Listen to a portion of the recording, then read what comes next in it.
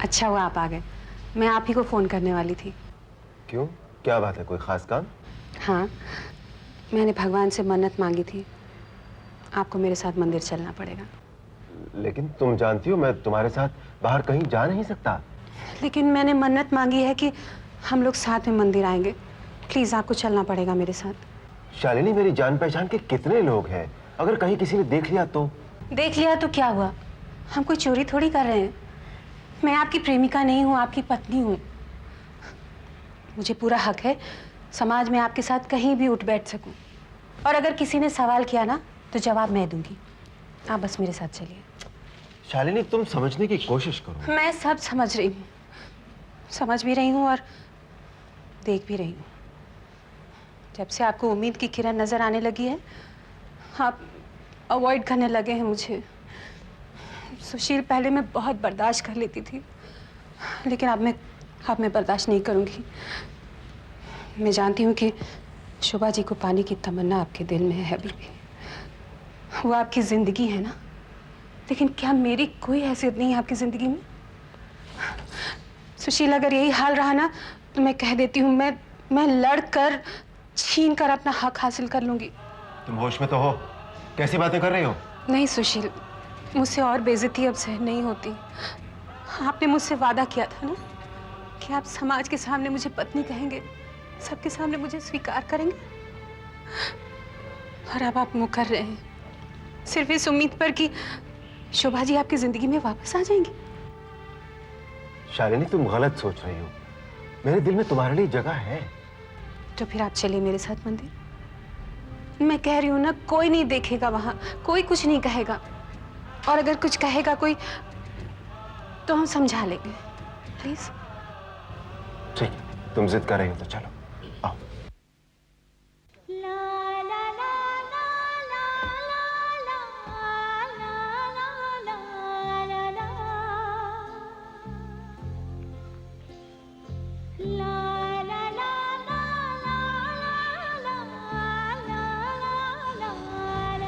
Hello Sushil ji, कैसे हैं आप? हाल वाल कैसा है? बड़े दिनों के बाद दर्शन हुए। ये कौन है? जी, मैं इनकी पत्नी हूँ। पत्नी? कैसी पत्नी? सुशील जी, आपकी बीवी तो आपको छोड़कर चली गई थी ना? ये अचानक पत्नी? मेरे तो बात कुछ समझ में आ रही नहीं रही। अरे भाई, जब एक बार इन्होंने कह दिया कि मेरी पत्नी है तो बात खत्म हो गई ना। तुम कुरेद कुरेद कर क्यों पूछ रहे हो? नहीं, मैं भाभी जी से पहली बार मिला हूं ना, शायद इसलिए। अच्छा सुशील जी, मैं बहुत टाइम से आपसे मिला नहीं।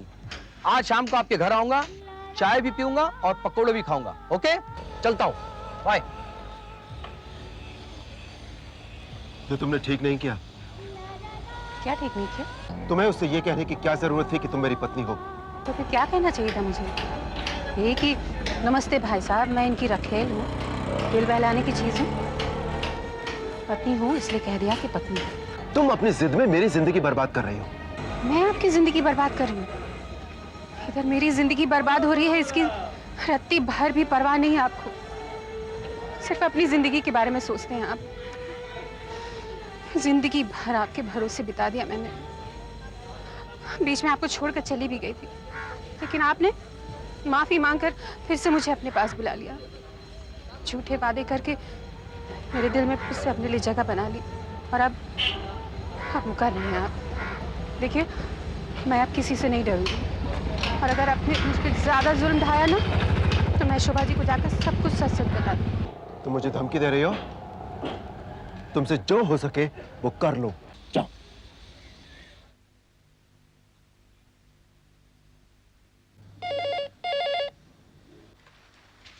हेलो। शोभा, हाँ बोलो आनंद। देखो एक बुरी खबर है। क्या हुआ? सुशील की गाड़ी का एक्सीडेंट हो गया है। My God. मैं उसे देखने जा रहा हूँ, तुम चलोगी? हाँ हाँ हाँ। हाँ, तो मैं तुम्हें पिकअप करने आ जाता हूँ, तुम तैयार रहना। अच्छा। सुशील साहब घर पे हैं? जी हाँ, आइए अंदर आइए। आइए। उन्हें बुलाइए सुशील साहब को। क्या कहूँ साहब से, कौन मिलने आया? उन्हें कहिए गोस्वामी साहब आए हैं। अच्छा, आप बैठिए, मैं बुला के लाता हूँ। भैया तस्वीर किसकी है? ये हमारे साहब की पत्नी है। तुम्हें पूरा यकीन है तुम्हारे साहब की पत्नी है? मुझे पता है साहब, बरसों से मैं यहाँ काम कर रहा हूँ, लेकिन आप ऐसा क्यों पूछ रहे हैं? नहीं कुछ नहीं, तुम जाके साहब को बुलाओ। ठीक है। अगर ये सुशील की पत्नी है तो फिर वो कौन थी जो कल मंदिर में मिली? या तो मेरी आंखें धोखा खा रही है या फिर मेरी याददाश्त।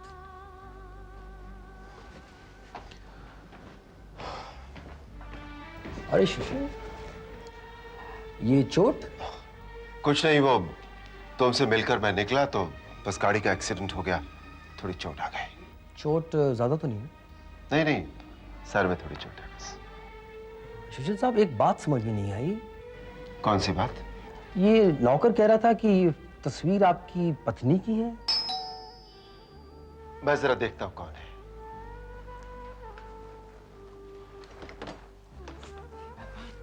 ये क्या हुआ?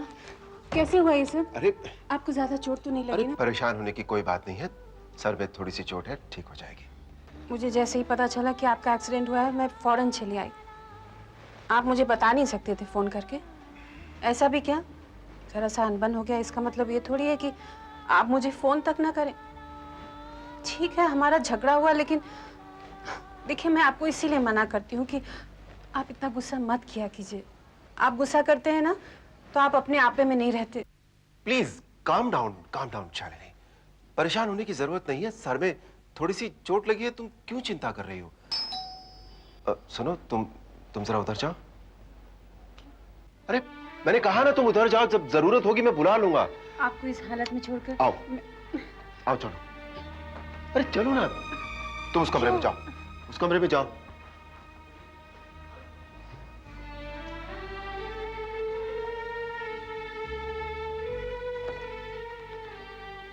अरे सुशील साहब, अरे भाई कैसे हुआ ये एक्सीडेंट? इतने घाव मत लगाइए अपने शरीर को, इतना जुल्म मत कीजिए अपने साथ। क्या कर सकते हैं आनंद साहब, जिसकी किस्मत को घाव लगे हो उस पर शरीर के घाव क्या असर करेंगे। और वैसे भी घाव भरने का शौकीन नहीं हूं मैं। जिंदगी में जितने ज्यादा घाव हो, जीने का उतना ही मजा आता है। मेरे किस्मत की और घावों की तो बहुत अच्छी ट्यूनिंग हो गई है। मैंने आपसे पहले भी कई बार कहा है कि आप टेंशन में गाड़ी ना चलाएं, लेकिन आप तो किसी की बात सुनने के आदी ही नहीं है ना। देख लिया, आज एक्सीडेंट हो ही गया। वैसे किस टेंशन में गाड़ी चला रहे थे आप? बस ऐसे ही वो। अरे भाई, ये ऊपर वाले का शुक्र है कि एक्सीडेंट थोड़े में ही टल गया। अगर ज्यादा चोट लग जाती तो किसका नुकसान होता? घबराइए मत आनंद साहब, इतनी जल्दी मुझे कुछ नहीं होने वाला है। मैं ऊपर वाले से बहुत लंबी उम्र लिखा कर लाया हूं, और अभी तो जिंदगी में बहुत से उतार चढ़ाव देखने हैं मुझे। क्या बात है सुशील, तुमने मुझे इन लोगों से मिलाया नहीं? आई एम सॉरी, ये है मेरे दोस्त आनंद और ये है मेरी पत्नी शोभा। थी? क्या मतलब? गोस्वामी, दूसरों की जिंदगी में झांकने का बहुत शौक है तुम्हें, अपने काम से काम रखो। तुम्हें इस बात से क्या मतलब है कि है या थी? Mind your own business. अरे यार, तुम कमाल के दोस्त हो, हमें बैठने के लिए भी नहीं कह रहे यार। हाँ? दरअसल वो मुझे अपने दोस्त के साथ एक अर्जेंट मीटिंग में जाना है, इसीलिए हम लोग शाम को मिले। आनंद, शाम को फुर्सत में बैठेंगे। शोभा, तुम भी आना, फुर्सत में मिलेंगे। लगता है तुम वाकई बड़ी जल्दी में हो। वो दरअसल ये चोट की वजह से ना मैं कहीं जा नहीं पाया। ऑलरेडी बहुत लेट हो गया हूं मैं। चलो आनंद, चले। सॉरी आनंद साहब, सॉरी शोभा। देखो, मुझे गलत मत समझना, मैं तुम लोगों को अवॉइड नहीं कर रहा हूं। मुझे सच एक मीटिंग में जाना है। तुम्हारी बातों से तो साफ लगता है कि तुम झूठ बोल रहे हो। अरे नहीं नहीं, यकीन मानो मेरा। Okay, bye. चल।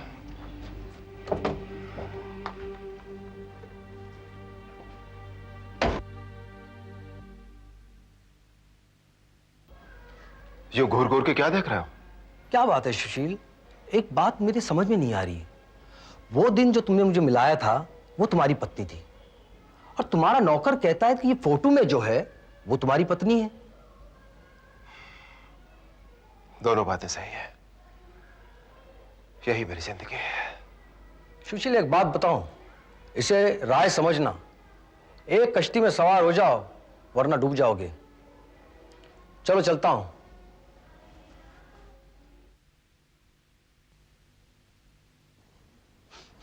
आंटी, ये आप क्या कर रही हैं? गैस के सारे बटन्स ऑन कर दिए हैं। पूरे किचन में गैस फैल जाएगी और अगर किसी ने लाइटर गलती से भी जला दिया तो पूरे किचन में आग लग जाएगी आंटी। यही तो मैं चाहती हूँ। पर आप ऐसा क्यों चाहती हैं आंटी? छुटकारा चाहती हूँ अपनी दोनों बहुओं से। लेकिन ये जुर्म है आंटी। तुम बहुत भोली हो।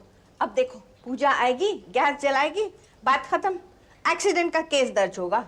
पर आंटी यहाँ तुम चुप रहो, किसी को पता नहीं चलेगा। दोनों बहुत होशियार बनती है। मेरा जीना दुश्वार कर दिया है, नाक की नींद हराम करती है। चलो चलो यहाँ से, शक हो जाएगा। चलो। वाह माँ जी वाह, क्या प्लान बनाए मुझे मारने का। आप मुझसे छुटकारा पाना चाहती हैं? मेरी एक बात कान खोल के सुन लीजिए, दीदी और मुझसे आप कभी छुटकारा नहीं पा सकती। आप इतनी घटिया हरकत कर सकती हैं, ये तो मैं कभी सोच भी नहीं सकती थी। आप जैसी सास की वजह से ही सास बहू के रिश्ते पे दाग लगा हुआ है, बदनाम हो गया ये रिश्ता। मुझ पर इल्जाम लगा रही हो? मैंने कुछ नहीं किया। झूठ मत बोलिए माँ जी, मैंने खुद अपने कानों से आप दोनों की बातें सुनी है। तुम झूठ बोल रही हो। मैं आपको आपकी इस घटिया हरकत के लिए बिल्कुल नहीं छोड़ूंगी माँ जी, और आपको जेल भिजवा कर रहूंगी और प्रेम से भी सब कुछ बता दूंगी। तुम मुझे गिरफ्तार करवाओगी? तुम मेरी बहू हो, मेरे बेटे की बीवी हो, मैं तुम्हारी सास हूँ।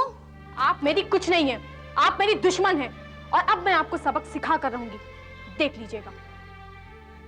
क्या हुआ जान, आज फिर गुस्से में हो? माँ से कुछ अनबन हो गई क्या? अनबन?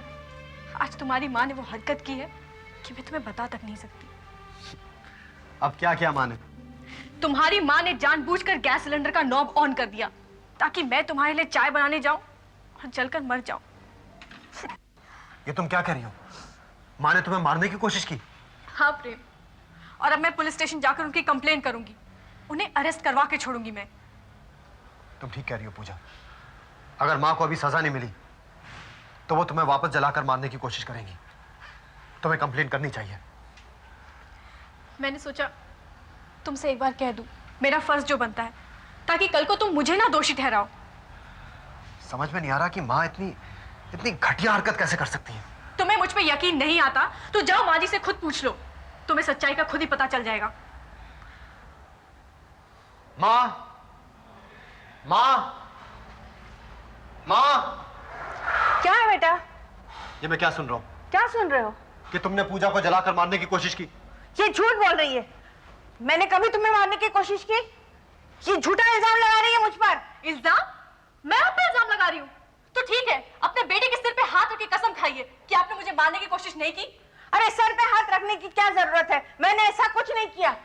ये इसकी चाल है, मुझे फंसाने की कोशिश कर रही है। अगर ये मेरी चाल है तो ठीक है, खाइए अपने बेटे की कसम। क्यों हिचकिचा रही हैं आप? हाँ माँ, कसम खाइए, कसम खाइए और साबित कर दीजिए कि पूजा जो कह रही है वो झूठ कह रही है। और अगर ये झूठ कह रही है तो मैं कसम खाता हूँ, मैं इसको उसके घर छोड़ के आ जाऊंगा और जिंदगी भर के लिए उससे रिश्ता तोड़ दूंगा। कसम खाइए माँ।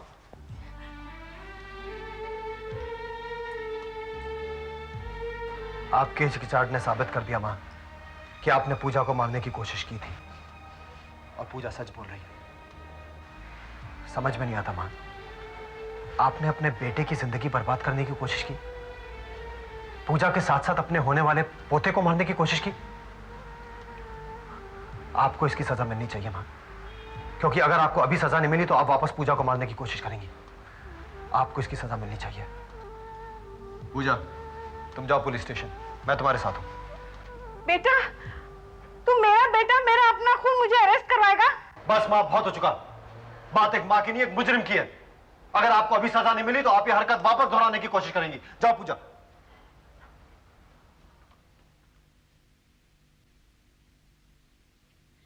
क्या आपकी सास ने आपको मार डालने की कोशिश की? जी हाँ इंस्पेक्टर, ये सच है। इस बात का क्या सबूत है आपके पास? इंस्पेक्टर साहब, मैं खुद इस बात की गवाह हूँ। मैंने खुद अपने कानों से उनकी बातें सुनी हैं और ये बात मेरे पति भी जानते हैं। अगर ऐसी बात है तो ठीक है, हम आपकी मदद करेंगे। कहिए, आप क्या चाहती हैं? इंस्पेक्टर साहब, एक हत्या करने वाले मुजरिम को क्या सजा देता है कानून? उसे गिरफ्तार करके हवालात में डाल देते हैं। हाँ ठीक है, गिरफ्तार कर लीजिए मेरी सास को। एक बार फिर सोच लीजिए, ये सास बहू का मामला है। अगर आपसी अंडरस्टैंडिंग में बात खत्म हो सकती है तो अच्छा है। नहीं इंस्पेक्टर साहब, मैंने बहुत सोच समझ के ये फैसला किया है। बहुत बर्दाश्त कर लिया मैंने। अब जब तक उन्हें अरेस्ट नहीं किया जाएगा ना, उन्हें अक्ल नहीं आएगी। आप चलिए मेरे साथ, अरेस्ट कर लीजिए उन्हें। ठीक है, जैसी आपकी मर्जी। इंस्पेक्टर, आप मुझे गिरफ्तार करेंगे? आपकी बहू ने यह कंप्लेन की है कि आपने उन्हें मार डालने की कोशिश की। यह एक जुर्म है और आप एक मुजरिम, इसीलिए मुझे आपको गिरफ्तार करना होगा।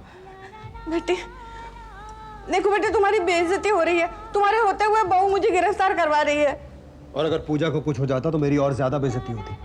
अब मैं कुछ नहीं कर सकता, आप जाने और पूजा जाने। मेरा बेटा होते हुए ऐसे कह रहे हो? मुझे बचाओ ना बेटे। इस वक्त आप मेरी माँ नहीं है, एक मुजरिम है। पूजा, बेटे पुलिस को बुलाने की क्या जरूरत थी? घर का मामला है, घर में निपट लेते थे। आखिर मैं तुम्हारी सास हूँ और सास माँ के बराबर होती है ना। कोई भी माँ अपनी बेटी को जलाकर मारने की कोशिश नहीं करती।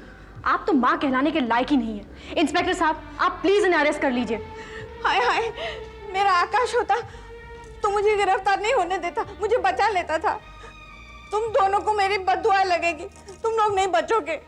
बद्दुआ उस माँ की लगती है जो अपने बच्चों का भला चाहे, जो माँ कहलाने के लायक हो। आप तो माँ कहलाने के लायक भी नहीं है। चलिए चलिए।